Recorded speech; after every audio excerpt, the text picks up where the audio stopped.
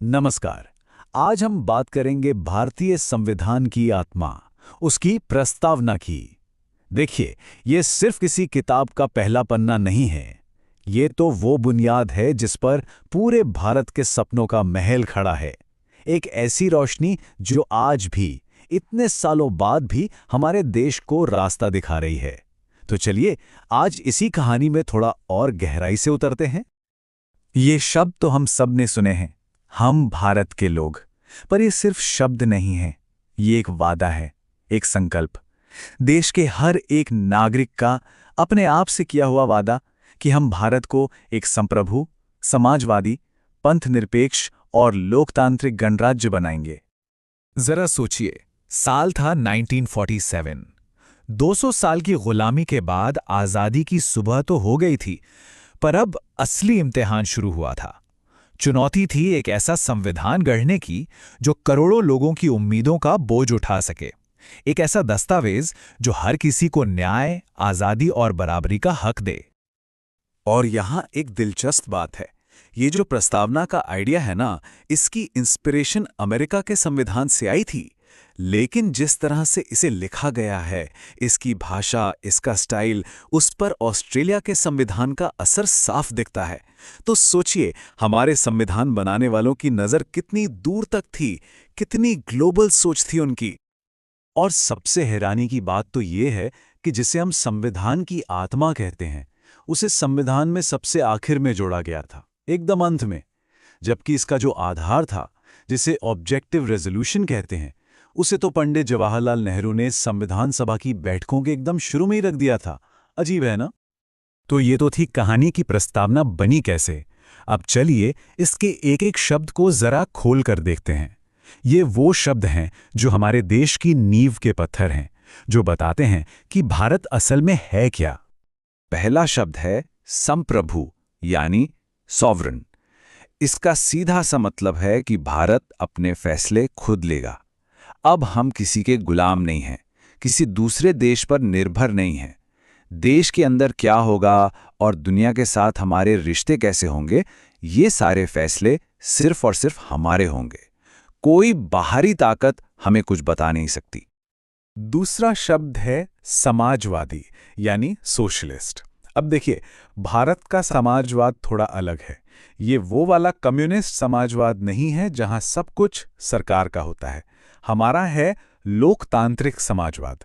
इसका मतलब है कि यहां सरकारी कंपनियां भी हैं और प्राइवेट कंपनियां भी, दोनों मिलकर देश की अर्थव्यवस्था को चलाती हैं। और मकसद सिर्फ एक है, अमीर और गरीब के बीच की खाई को कम करना। फिर आता है पंथ निरपेक्ष, यानी सेक्युलर। और भारत का सेक्युलरिज्म भी बड़ा यूनिक है। ये पॉजिटिव सेक्युलरिज्म है। ये सर्वधर्म समभाव के सिद्धांत पर चलता है। मतलब सभी धर्मों का बराबर सम्मान। सरकार का अपना कोई धर्म नहीं होगा, देश का कोई ऑफिशियल रिलीजन नहीं है, और हर इंसान को पूरी आजादी है कि वो अपने धर्म को माने, उसकी पूजा करे और उसका प्रचार करे। चलिए, अब आते हैं उन दो शब्दों पर जो हमारी पूरी पॉलिटिकल सिस्टम की जान है, लोकतंत्र और गणराज्य, यानी डेमोक्रेसी एंड रिपब्लिक। ये दोनों शब्द मिलकर ही ये पक्का करते हैं कि असली पावर सरकार के पास नहीं, बल्कि आम जनता के हाथों में है। देखिए, लोकतंत्र यानी डेमोक्रेसी मोटे तौर पर दो तरह की होती है। एक होती है डायरेक्ट डेमोक्रेसी, जहां लोग सीधे खुद ही फैसले लेते हैं, कानून बनाते हैं, जैसा स्विट्जरलैंड में होता है। पर अब सोचिए, भारत में 140 करोड़ लोग हैं। क्या यह मुमकिन है कि सब मिलकर कानून बनाएं? बिल्कुल नहीं। इसीलिए हमने चुना इनडायरेक्ट डेमोक्रेसी, मतलब रिप्रेजेंटेटिव डेमोक्रेसी। इसमें हम वोट देते हैं, अपने नुमाइंदे चुनते हैं और फिर वो हमारी तरफ से संसद में जाकर फैसले लेते हैं। ये जो डायरेक्ट डेमोक्रेसी होती है ना, इसमें कुछ खास टूल्स होते हैं, जैसे रेफरेंडम या रिकॉल। इनसे लोग या तो किसी कानून पर सीधे वोट कर सकते हैं या फिर अपने चुने हुए नेता को काम पसंद ना आने पर वापस भी बुला सकते हैं। हाँ, ये सिस्टम हमारे यहाँ लागू नहीं है। और फिर आता है शब्द गणराज्य, यानी रिपब्लिक। इसका मतलब बहुत सीधा है। हमारे देश का जो हेड ऑफ स्टेट है, यानी हमारे राष्ट्रपति, वो चुनकर आते हैं। वो किसी राजा या रानी के बेटे बेटी नहीं होते, जैसा ब्रिटेन में होता है। वहाँ राजशाही है, हमारे यहाँ गणराज्य है। और इसका एक और भी गहरा मतलब है कि इस देश का कोई भी आम नागरिक अपनी काबिलियत के दम पर देश के सबसे ऊंचे पद तक पहुंच सकता है। तो ये तो हो गए शब्द, पर हमारा संविधान कोई पत्थर की लकीर नहीं है। ये एक जीता जागता डॉक्यूमेंट है जो समय के साथ सांस लेता है, बदलता है, और हमारी प्रस्तावना को भी कई बार अदालतों में चैलेंज किया गया।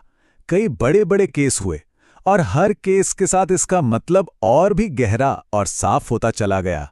तो चलिए इस कानूनी सफर पर एक नजर डालते हैं। ये कुछ बहुत बड़े लीगल माइलस्टोन्स हैं। कहानी शुरू होती है 1960 के बेरुबारी यूनियन केस से। फिर आता है 1973 का वो ऐतिहासिक केशवानंद भारती केस जिसने सब कुछ बदल दिया। इसके बाद 1976 में 42वां संशोधन हुआ और फिर 1995 में LIC ऑफ इंडिया केस। इन सब ने मिलकर प्रस्तावना को वो शक्ल दी जो आज हमारे सामने है। यहाँ हमारी सुप्रीम कोर्ट की सोच में एक जबरदस्त यूटर्न देखने को मिलता है।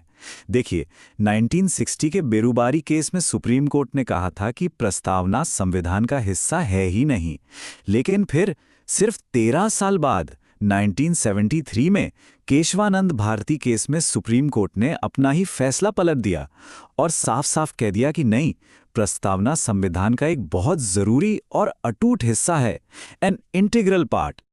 फिर आया साल 1976 और 42वां संविधान संशोधन। इसने तो प्रस्तावना में एक नया चैप्टर ही जोड़ दिया। और ये बात याद रखने वाली है, आज तक के इतिहास में ये एक लौता मौका है जब प्रियम्बल को अमेंड किया गया, उसमें बदलाव किया गया।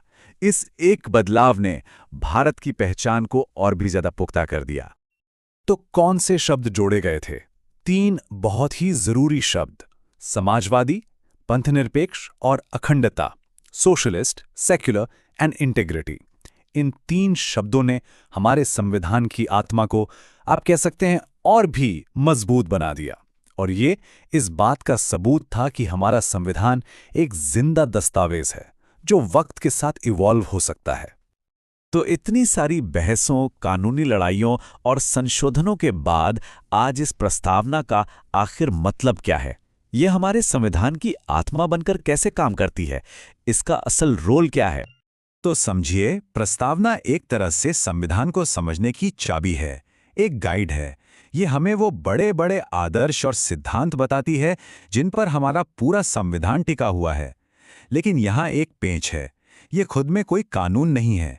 इसका मतलब आप सिर्फ प्रस्तावना के आधार पर कोर्ट में जाकर कोई केस नहीं कर सकते। ये रास्ता दिखाने वाली एक मशाल है, कोई कानूनी तलवार नहीं। और यही हमें एक बहुत बड़े सवाल पर लाकर खड़ा कर देता है। अगर हम इसे कोर्ट में इन्फोर्स नहीं करा सकते, तो फिर एक आम इंसान के लिए रोजमर्रा की जिंदगी में इसका असली मतलब क्या है? इसका वजूद क्यों जरूरी है? इस सवाल पर सोचिएगा जरूर।